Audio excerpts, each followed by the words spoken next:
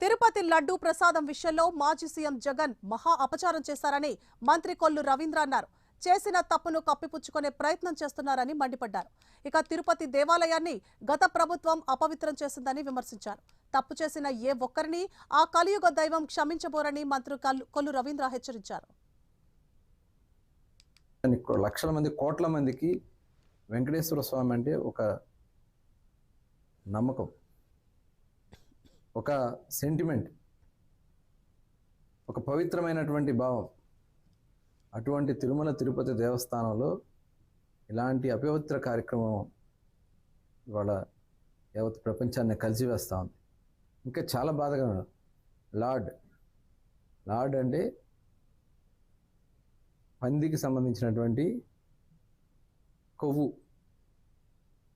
ఆ కొవ్వు దీంట్లో కలిసిందనేది క్లియర్గా ల్యాబ్ రిపోర్ట్లో వచ్చింది.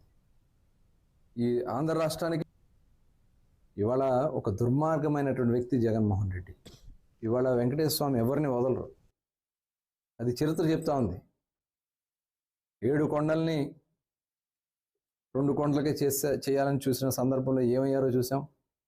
ఇవాళ అదే వెంకటేశ్వర స్వామికి ప్రసాదానికి మీరు చేసినటువంటి అపవిత్రం వల్ల ఏమవుతారో ఆ కలియుగ దైవమే చూసుకుంటారు. ఖచ్చితంగా ప్రభుత్వ పరంగా న్యాయపరంగా చేయాల్సినటువంటి కార్యక్రమాలు ఖచ్చితంగా ఎవరైతే దీంట్లో బాధ్యులయ్యారో అది ఎంతటి వారైనా సరే వదిలిపెట్టే సమయం. లక్షల మంది కోట్ల మందికి